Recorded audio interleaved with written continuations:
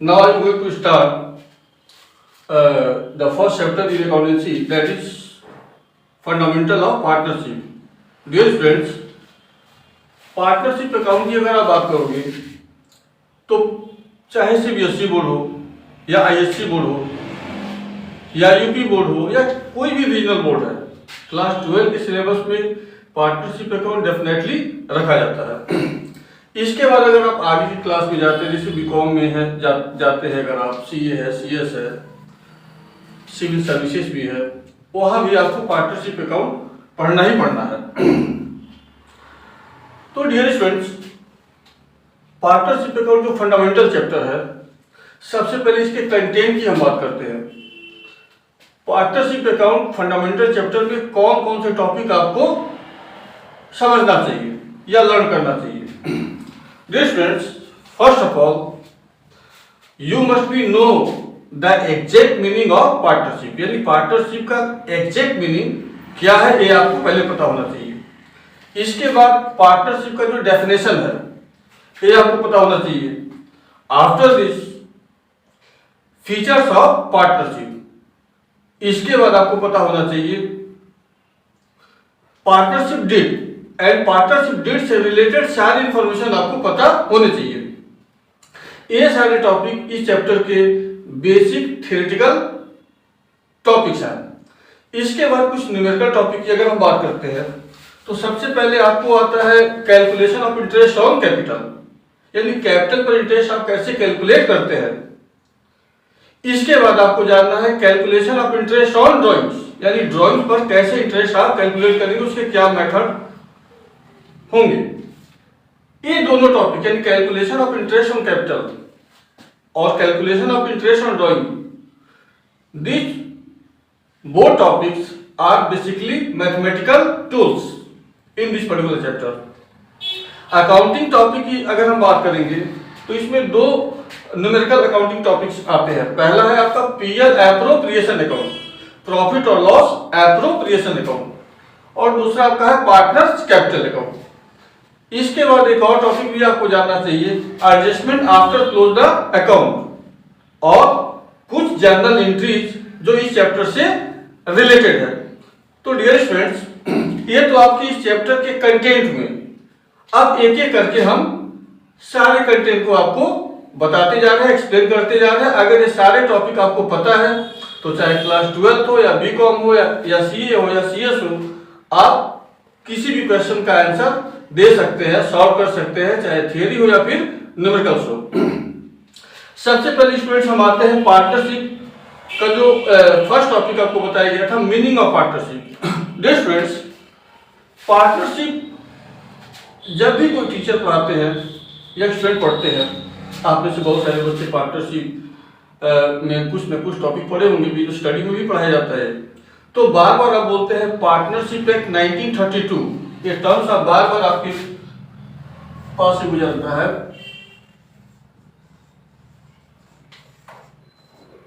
Partnership act 1932,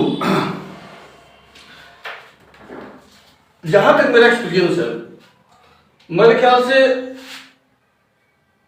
more than 90% teachers या student कभी ये नहीं जानने की कोशिश करते हैं कि 1932 क्यों लिखा होता है। पार्टनरशिप एक्ट तो कोई भी समझ सकता है कि पार्टनरशिप से रिलेटेड रूल्स और रेगुलेशन। एक्ट का मतलब ही होता है नियम, अधिनियम, कायदा कानून। इसके बगल में लिखा होता है 1932 किसी भी बुक में। तो 1932 का क्या मतलब है? अगर हम आपको अभी मौका दें कि भाई अभी आप सोच कर बताओ 1932 से आप क्या समझ रहे हैं, तो आज तक जो भी 26-27 साल का एक्सपीरियंस रहा है मेरा, हम हर साल ही पूछते हैं बच्चों से, और हर साल बच्चे एक ही जवाब आज तक देते आए हैं, जो भी नए बच्चे हैं जो पहली बार पार्टनरशिप अकाउंट पढ़ रहे हैं, कि सर ये 1932 का मतलब यह है कि पार्टनरशिप एक्ट 1932 में बना है या 1932 से लागू है। डियर स्टूडेंट्स, ये आपका 2023 चल रहा है। अभी हम लोग 2023 जो भी ईयर है हमारा चल रहा है, और 1932 और 2023 में अगर आप डिफरेंस देखते हैं तो 90-91 साल का डिफरेंस आ रहा है। थोड़ा कॉमन सेंस आप इस्तेमाल करिए, यूज करिए। क्या आपको नहीं लगता है कि पार्टनरशिप एक्ट 90-91 साल पहले भी रहा होगा? कॉमन सेंस यूज करो। या 1932 से पहले भी रहा होगा? ऐसा जब भी हम स्टूडेंट से पूछते हैं तो डियर फ्रेंड्स बाद में स्टूडेंट बताते हैं कि हाँ सर होगा, रहा होगा जरूर। इसका मतलब अभी अगर आपको आपने जो कॉमन सेंस यूज किया कि सर पार्टनरशिप एक्ट 1932 से चल रहा है, यानी यहां भी आपने कॉमन सेंस इस्तेमाल नहीं किया, क्योंकि जैसे ही हमने क्वेश्चन को रिवर्स किया कि आप अपने कॉमन सेंस को यूज करिए कि क्या आपको नहीं लगता है पार्टनरशिप एक्ट 1932 के पहले रहा होगा, फिर आप कहते नहीं सर लगता है रहा होगा। एक्चुअली बेटा एक एक्ट 1872 में बना था जो आज भी है। अगर आप बीकॉम में जाएंगे या CA/CS कोर्स करेंगे तो एक एक्ट आपको पढ़ना होगा जिसको कहा जाता है Indian contract act. Indian contract act 1872, ये आज भी है। Dear friends, Indian contract act जो 1872 में बना था उसके अंदर ही 3 और एक्ट थे। Negotiable instrument act, sales of goods act और पार्टनरशिप एक्ट।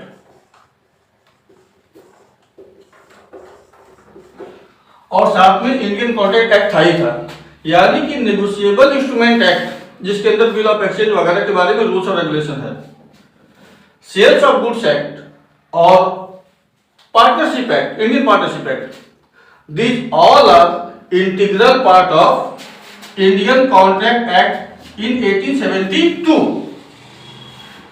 But in 1881 1881 में नेगोशिएबल इंस्ट्रूमेंट एक्ट इससे अलग हो गया। अगर आप क्लास 11 या किसी और भी क्लास में बिल्स ऑफ एक्सचेंज चैप्टर पढ़ेंगे तो बिल्स ऑफ एक्सचेंज का डेफिनेशन दिया जाता है according to negotiable instrument act 1881। तो इसका मतलब ये भी नहीं है कि नेगोशिएबल इंस्ट्रूमेंट एक्ट 1881 में बना है। नेगोशिएबल इंस्ट्रूमेंट एक्ट 1872 में इंडियन कॉन्ट्रैक्ट एक्ट के साथ ही था, बस ये 1881 में इंडियन कॉन्ट्रैक्ट एक्ट से अलग हो गया। इसी तरह से 1930 में 1930 में सेल्स ऑफ गुड्स एक्ट इससे अलग हो गया और इसी तरीके से 1932 में पार्टनरशिप एक्ट इससे अलग हो गया और इसकी अलग आइडेंटिटी हो गई या अलग एग्जिस्टेंस हो गया। एक दूसरे एग्जाम्पल के तौर पर बताते हैं। अगर आपका जनरल नॉलेज थोड़ा भी सही है तो सोच के आप देखो, बताओ अगर हम पूछे कि बेटा बताओ आज से 20 साल पहले रांची किस स्टेट में था, तो आप बोलेंगे सर बिहार में था। अब हम पूछेंगे अच्छा प्रेजेंट टाइम में बताओ रांची कहाँ है, तो आप बोलेंगे सर झारखंड में है। तो बेटा आज से 20 साल पहले रांची जहाँ था वहीं आज भी है। उसका ज्योग्राफिकल कंडीशन, क्लाइमेट, कोई भी जो रूट है सब कुछ वही है, बस केवल उसकी आइडेंटिटी चेंज हो गई है कि अब वो झारखंड स्टेट में है। इसी तरह से partnership act, sales of goods act या नेगोशिएबल इंस्ट्रूमेंट एक्ट 1881 में, नेगोशिएबल इंस्ट्रूमेंट एक्ट या सेल्स ऑफ गुड्स एक्ट 1930 में या पार्टनरशिप एक्ट 1932 में केवल इंडियन कॉन्ट्रैक्ट एक्ट से अलग होकर इनकी अलग एग्जिस्टेंस हो गया। इसका मतलब ये कतई नहीं है कि पार्टनरशिप एक्ट 1932 में ही बना है या 1932 से ही ऑपरेट हो रहा है या 1932 के पहले ये ऑपरेट नहीं हो रहा था, बिल्कुल हो रहा था 1872 से। अगर आप इंडियन कॉन्ट्रैक्ट एक्ट का हिस्ट्री अगर पढ़ेंगे तो आपको ये सारे टॉपिक्स मिल जाएंगे, लेकिन क्लास 12th स्टैंडर्ड पे जो आप लोग पढ़ाई करते हैं बुक्स में ये सब चीज आपको नहीं मिलेगा। तो ये तो आपके नॉलेज को इनहेंस करने के लिए कुछ चीजें हमने आपको बताया। अब हम आते हैं टॉपिक में, जो पार्टनरशिप अकाउंट फंडामेंटल, जिसमें कंटेंट की बात आपसे की जा रही थी कि सबसे पहले हमको पार्टनरशिप का मीनिंग जानना चाहिए कि पार्टनरशिप एग्जैक्टली होता क्या है। अगर अभी किसी भी नॉन कॉमर्स स्टूडेंट से अगर पूछा जाए कि भाई बताओ पार्टनरशिप क्या है, पार्टनरशिप को आप हिंदी में बोलते हैं साझेदारी, या किसी जूनियर क्लास 6, 7, 8 के बच्चे से भी पूछा जाए कि भाई बताइए पार्टनरशिप या साझेदारी से आप क्या समझते हैं, तो इतना तो कोई भी बता सकता है। करीब कुछ लोग मिलकर कुछ धंधा पानी कर रहे हैं, पार्टनरशिप है, तो बेटा गलत कहां बोल रहे हैं, सही तो बोल रहे हो भाई। कुछ लोग मिलकर कुछ बिजनेस कर रहे हैं तो पार्टनरशिप है, तो इसमें गलत कुछ भी नहीं है। हाँ, इसका एक्यूरेट मीनिंग बाय लॉ इसको हम एक्सेप्ट नहीं करते हैं। इसमें कुछ कंडीशन होते हैं, कुछ लिमिटेशंस होते हैं, इन सब चीजों को आपको समझना है। तो आते हैं आप पार्टनरशिप के मीनिंग पर।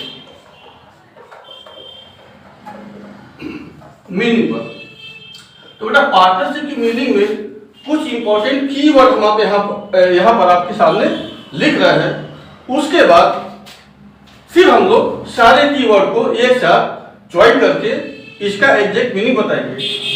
बेटा पार्टनरशिप में कम से कम 2 पर्सन होने चाहिए, यानी 2 मेंबर होने चाहिए, और इसका मैक्सिमम रेंज होता है 50, यानी किसी भी पार्टनरशिप फर्म में 50 से ज्यादा पर्सन नहीं हो सकते हैं। ये तो हो गया नंबर ऑफ पर्सन के रेंज, मिनिमम 2 एंड मैक्सिमम 50। अब सवाल ये पैदा होता है कि क्या राह चलते किसी भी पर्सन को पार्टनरशिप बना सकते हैं? बिल्कुल नहीं। पार्टनरशिप में केवल ऐसे पर्सन को ही पार्टनरशिप बनाया जा सकता है जिसके पास एग्रीमेंट करने और समझने की एबिलिटी हो, योग्यता हो, जो एग्रीमेंट इंडियन लॉ के हिसाब से जो एग्रीमेंट कर सकता है और समझ सकता है। नाउ क्वेश्चन अराइज कि who are the person who are not able to make और अंडरस्टैंडिंग एन एग्रीमेंट, यानी कौन से लोग एग्रीमेंट करने के लायक नहीं माने जाते हैं बाय इंडियन लॉ। तो स्टूडेंट्स, ऐसा कोई भी पर्सन जो इडियट है। अब इडियट का टेक्निकल मीनिंग आप समझिए क्या होता है। जनरली हम लोग इडियट बोल देते हैं, लेकिन इडियट का मतलब होता है पैदाइशी बेवकूफ, यानी ऐसा पर्सन जो बायोलॉजिकली प्रॉब्लम में है, उसको हम बोलते हैं इडियट। ये एग्रीमेंट नहीं कर सकते, यानी ये पार्टनर नहीं हो सकते हैं। दूसरा होता है ल्यूनेटिक पर्सन। ल्यूनेटिक का मतलब होता है सनकी, यानी कभी कभी उनका दिमाग ठीक काम करता है, कभी कभी वो बीएसएनएल के सर्वर की तरफ से गायब हो जाते हैं। तो ल्यूनेटिक पर्सन भी एग्रीमेंट करने के लायक नहीं माने जाते। पहला हो गया इडियट, दूसरा हो गया ल्यूनेटिक। तीसरा बहुत आसानी से आप समझ सकते हैं माइनर पर्सन, यानी जिनका एज 18 साल से कम है, ये भी एग्रीमेंट के लायक नहीं माने जाते हैं, यानी ये भी पार्टनर नहीं हो सकते। चौथा, ऐसा कोई भी पर्सन जिसको कोर्ट ने बैंकरप्ट डिक्लेयर किया हो। बैंकरप्ट यानी दिवालिया डिक्लेयर किया गया हो। तो दिवालिया जो व्यक्ति है, इंसॉल्वेंट पर्सन या bankrupt person, can't be engage in any kind of business agreement, यानी वो भी पार्टनर नहीं हो सकता। नेक्स्ट, ऐसा कोई भी पर्सन जो इंडिया के एनिमी कंट्री का सिटीजन है, यानी भारत ने अगर किसी भी दूसरे देश को अगर शत्रु देश घोषित कर दिया, एनिमी कंट्री, तो उसके किसी भी सिटीजन के साथ हम एग्रीमेंट नहीं कर सकते हैं। यानी एनिमी कंट्री का सिटीजन एग्रीमेंट करने के लायक अगर नहीं है तो भी पार्टनर नहीं हो सकता। अब जैसे ही एनिमी कंट्री की बात आती है, आपके दिमाग में तुरंत पहले पाकिस्तान आ गया होगा, कुछ के दिमाग में चाइना आ गया होगा, और कुछ ज्यादा इंटेलिजेंट होंगे तो बांग्लादेश भी आ गया होगा, कि कभी ना कभी रहा होगा। But point to be always keep in mind कि हम लोग ऐसे ही मेरा भारत महान नहीं कहते हैं। इंडिया में आओ बम मारो, लेकिन इंडिया कभी भी किसी कंट्री को एनिमी कंट्री आज तक डिक्लेयर नहीं किया है।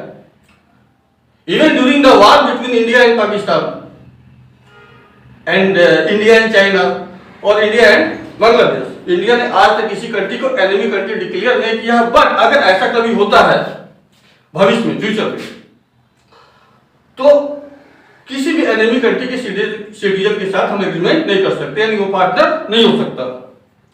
इसके बाद ऐसा कोई भी पर्सन जो फॉरेन गवर्नमेंट का रिप्रेजेंटेटिव है जो इंडिया में रहता है, point to be keep in mind, foreigner की हम बात नहीं कर रहे हैं, ऐसा फॉरेनर जो अपने फॉरेन गवर्नमेंट का रिप्रेजेंटेटिव है और जो इंडिया में रहते हैं, जैसे एम्बेसीज के लोग जो होते हैं, एम्बेसडर वगैरह, राजदूत जिसको आप हिंदी में कहते हैं, तो उनसे भी हम किसी भी तरह का एग्रीमेंट नहीं कर सकते हैं। यानी ये सारे जो पर्सन है, यानी माइनर हो गए, इडियट हो गए, लुनेटिक हो गए, इंसॉल्वेंट पर्सन हो गए, और एनिमी कंट्री का सिटीजन हो गया, एम्बेसडर हो गया, ये एग्रीमेंट नहीं कर सकते हैं, यानी ये पार्टनर भी नहीं हो सकते हैं। ब्रिटिश पार्टनरशिप लॉ में तो एक और भी नियम है जो इंडिया में नहीं है, एक्वल नॉलेज के लिए बता रहे हैं। ब्रिटिश पार्टनरशिप लॉ में ये भी नियम है कि कोई हाईली क्वालिफाइड प्रोफेशनल किसी लोअर क्वालिफाइड प्रोफेशनल के साथ एग्रीमेंट नहीं कर सकता है। इंडिया में ऐसा नहीं है। तो हम बात कर रहे थे पार्टनरशिप की मीनिंग पे कि कम से कम 2 पर्सन होने चाहिए, ज्यादा ज्यादा 50 होने चाहिए, और ये ऐसे पर्सन होने चाहिए जो एग्रीमेंट करने और समझने के लायक हो। अब ये कर क्या रहे हैं? ये सारे लोग मिलकर एक बिजनेस को ऑपरेट कर रहे हैं। ये सारे लोग मिलकर एक बिजनेस को ऑपरेट कर रहे हैं। एंड बच्चों, बिजनेस लीगल भी होते हैं और इलीगल भी होते हैं। तो हम यहां जिस बिजनेस की बात कर रहे हैं वो लीगल बिजनेस की बात कर रहे हैं, लीगल बिजनेस को ऑपरेट कर रहे हैं। डियर स्टूडेंट्स, जितने भी लीगल बिजनेस है, हर लीगल बिजनेस के कम से कम 2 मोटिव जरूर होते हैं। एक आपका होता है प्रॉफिट और दूसरा होता है service. But some legal business which have primary motive is profit and secondary service, और कुछ ऐसे भी लीगल बिजनेस होते हैं जिनका प्राइमरी मोटिव सर्विस होता है, यानी सोशल वेलफेयर, समाज के कल्याण के लिए काम करना, और दूसरा मोटिव होता है प्रॉफिट। जैसे स्कूल हो गया, हॉस्पिटल है, क्लब है, ट्रस्ट है, मंदिर है, ये सभी का प्राइमरी मोटिव होता है सोशल वेलफेयर और सेकेंडरी होता है profit. Point to be always kept in mind कि no any business can be survive only in the motive of profit or only in the motive of service, social welfare और service culture. दोनों motive होते हैं, बस primary और secondary का मसला है। But partnership include only those kind of business, यानी पार्टनरशिप केवल ऐसे बिजनेस को ही इंक्लूड करता है जिनका प्राइमरी मोटिव प्रॉफिट अर्न करना होता है, सेकेंडरी होता है सोशल वेलफेयर। अब इससे रिलेटेड क्वेश्चन भी एग्जामिनेशन में कभी पूछे जाते रहे हैं। जैसे मान लीजिए अगर क्वेश्चन पूछे कि अगर 40 ऐसे लोग जो एग्रीमेंट करने और समझने के लायक हैं वो किसी ट्रस्ट को चला रहे हैं, क्या ये पार्टनरशिप है? तो अगर आप पकड़ते हैं, रेंज की बात करते हैं, कम से कम 2 ज्यादा 50, तो आपको लगता है अच्छा 40 तो हमारे रेंज में आ गए। अच्छा बिजनेस भी कर रहे हैं, लेकिन बिजनेस कर क्या रहे हैं? ट्रस्ट चला रहे हैं। ट्रस्ट का जो काम होता है उसका प्राइमरी मोटिव सोशल वेलफेयर होता है, सेकेंडरी प्रॉफिट होता है, यानी ये पार्टनरशिप नहीं है, क्योंकि पार्टनरशिप का प्राइमरी मोटिव प्रॉफिट जनरेट करना है और सेकेंडरी होता है सर्विस। तो यहां तक जो हम लोग बात कर गए अभी तक कि पार्टनरशिप में कम से कम 2 पर्सन होने चाहिए, ज्यादा से ज्यादा 50, और 1 पर्सन ऐसे होने चाहिए जो एग्रीमेंट करने और समझने के लायक हों, और ये लोग एक लीगल बिजनेस को ऑपरेट कर रहे हैं, और इनके बिजनेस को ऑपरेट करने का जो प्राइमरी मोटिव है ये आता है टू अर्न प्रॉफिट। अब इन सबको मिलाकर अगर आप बोलेंगे तो ये पार्टनरशिप का मीनिंग हुआ। लेकिन अभी भी एक लाइन आपको और समझनी चाहिए। अब सवाल ये पैदा होता है कि who will operate to the business, यानी बिजनेस को कौन ऑपरेट करेगा? तो बच्चों, पार्टनरशिप में कोई भी पार्टनर किसी से ना छोटा है ना बड़ा है, सारे पार्टनर एक दूसरे के एजेंट भी है और प्रिंसिपल भी है। तो पार्टनरशिप को कौन ऑपरेट करेगा? That will be depend on the consent among partner, यानी पार्टनरशिप को कोई एक पार्टनर भी ऑपरेट कर सकता है, एक से ज्यादा लोग मिलकर भी ऑपरेट कर सकते हैं, और सारे लोग मिलकर भी उसको ऑपरेट कर सकते हैं। But things will be depend on the consent, जैसा पार्टनर के बीच में आपस में सहमति होगा वैसे ही पार्टनरशिप को ऑपरेट किया जाएगा। ठीक है, तो ये आपका हो गया पार्टनरशिप का मीनिंग। अब इसको हम सीक्वेंस वाइज अगर बोले तो ऐसे हम इसका मीनिंग बता सकते हैं। When 2 or more persons not exceeded by 50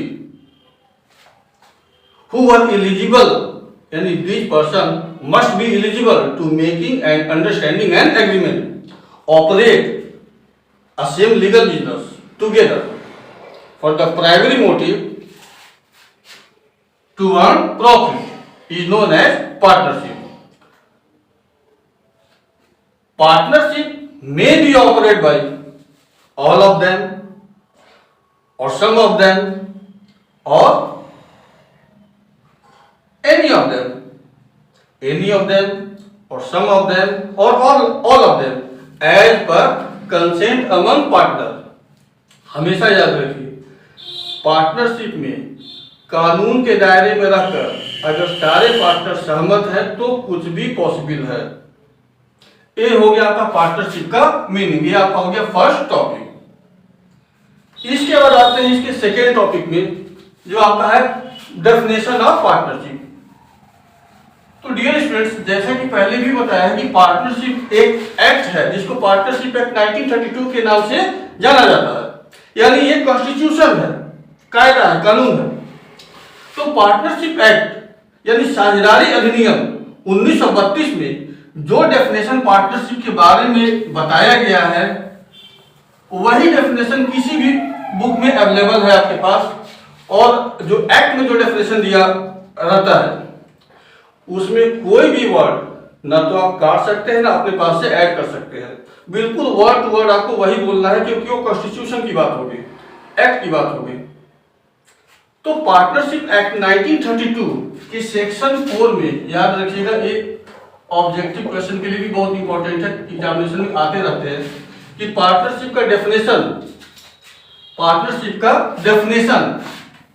कहां दिया गया है। तो याद रखिए, पार्टनरशिप का जो डेफिनेशन है वो पार्टनरशिप एक्ट यानी इंडियन पार्टनरशिप एक्ट 1932 के सेक्शन 4 में दिया गया है। सेक्शन 4 याद रखेंगे, सेक्शन 4 में पार्टनरशिप का डेफिनेशन दिया गया है।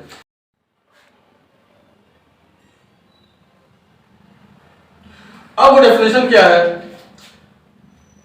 As per section 4 of Indian partnership act 1932 state that partnership is relation between persons who have agreed to share the profits of a business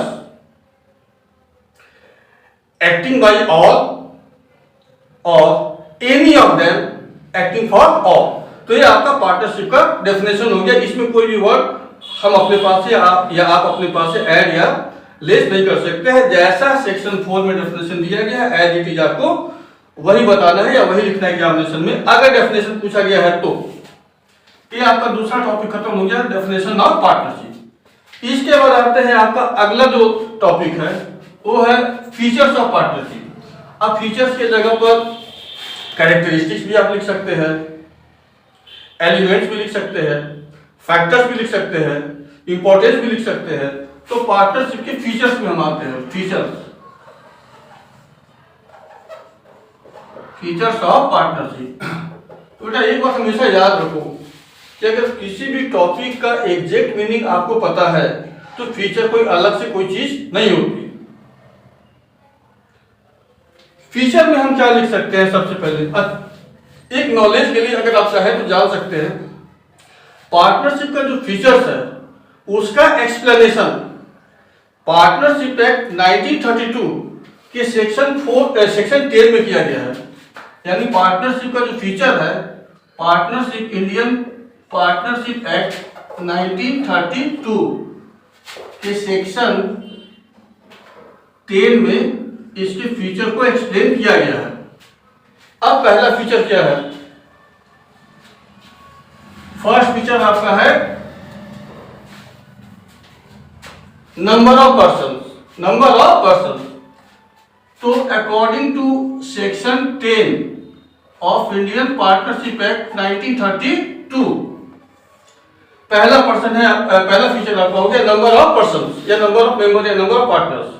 आपको मीनिंग में बताया है कि पार्टनरशिप में जो मिनिमम जो मेंबर्स होते हैं 2 होते हैं और मैक्सिमम होते हैं 50 होते हैं, जो आपको पहले बताया गया। लेकिन यहाँ भी एक इंटरेस्टिंग बात है कि पार्टनरशिप में जो मैक्सिमम नंबर ऑफ मेंबर है या पार्टनर है वो है 50 है, तो आपको पता है। लेकिन इसका एक्सप्लेनेशन इंडियन पार्टनरशिप एक्ट में नहीं किया गया है।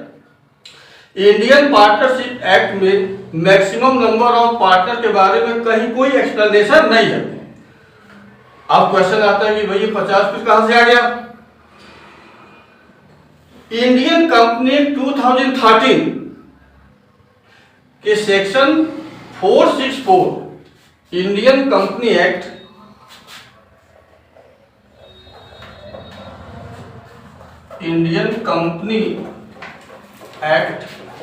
2013 में सेक्शन 464 में बताया गया है कि पार्टनरशिप में जो मैक्सिमम नंबर ऑफ पर्सन होंगे वो 50 होंगे। हालांकि ये 50 भी 2013 में नहीं बताया गया, ये रिवाइज हो गया था 2014 में। 2014 में बताया गया है, लेकिन हम इंडियन कंपनी 2013 ही पढ़ रहे हैं, तो इसलिए अभी भी हम इसको 2013 ही हमको बोलना है और लिखना समझना है। तो ये तो पहला फीचर हो गया नंबर ऑफ पर्सन, यानी कम से कम 2 होने चाहिए और ज्यादा ज्यादा 50 as per section 464 of Indian company act 2013 revise 2014। इसके बाद दूसरे फीचर की हम बात करते हैं जो मीनिंग में आप पढ़ चुके हैं। दूसरा फीचर आप लिख सकते हैं, बोल सकते हैं एग्रीमेंट। कोई भी पार्टनरशिप जब स्टैब्लिश होता है, रेज होता है या क्रिएट होता है, तो बगैर पार्टनर के बीच एग्रीमेंट हुए हम पार्टनरशिप को क्रिएट कर ही नहीं सकते हैं। यानी हमको बिजनेस में क्या करना है क्या नहीं करना है उसके बारे में एक पूरी मीटिंग होती है, प्रपोजल होते हैं, एक्सेप्टेंस होते हैं, उसी को हम एग्रीमेंट बोलते हैं। And point to be always kept in mind कि एग्रीमेंट इन पार्टनरशिप में भी रिटन और ओरल, कुछ भी हो सकता है। ये हो गया आपका दूसरा फीचर एग्रीमेंट। नेक्स्ट फीचर पर आते हैं बिजनेस। किसी भी पार्टनरशिप में एक बिजनेस होना चाहिए and business must be legal as per Indian law. अगर हम इंडिया में पार्टनरशिप का बिजनेस कर रहे हैं तो वो बिजनेस इंडियन लॉ के हिसाब से लीगल होना चाहिए। इसके बाद हम आते हैं मोटिव में। ये भी आपको मीनिंग में बताया गया है कि पार्टनरशिप का जो प्राइमरी मोटिव होता है इज टू अर्न प्रॉफिट। इसके बाद हम इसके ऑपरेशन में आते हैं कि पार्टनरशिप को कौन संचालन करेगा। तो as per consent among partner, जो आपको पहले भी मीनिंग में बताया गया है कि पार्टनरशिप में be operate by any of them और some of them or all of them, but point to be always kept in mind that things will depend on the consent among partner। इसके बाद एक unlimited liability के बारे में जरूर discuss करना चाहिए, क्योंकि बहुत बार डिफरेंट एग्जामिनेशन में एक क्वेश्चन आते हैं what you mean by unlimited liability of partner. तो पार्टनरशिप में जो एक और फीचर है, इसमें पार्टनर के लाइबिलिटी अनलिमिटेड होते हैं। अब अनलिमिटेड लाइबिलिटी का क्या मतलब है? इसका मतलब होता है कि अगर पार्टनरशिप फर्म के ऊपर कोई लायबिलिटी है जिसको पार्टनरशिप फर्म यानी बिजनेस उस लायबिलिटी को पे करने में सक्षम नहीं है, यानी बिजनेस के पास उस लायबिलिटी को पे करने की एबिलिटी नहीं है, तो पार्टनर उसको पर्सनल यानी उस लायबिलिटी को पार्टनर पर्सनली यानी अपने पर्सनल प्रॉपर्टी से उस लायबिलिटी को पे करेंगे। ये आपका होता है अनलिमिटेड लायबिलिटी।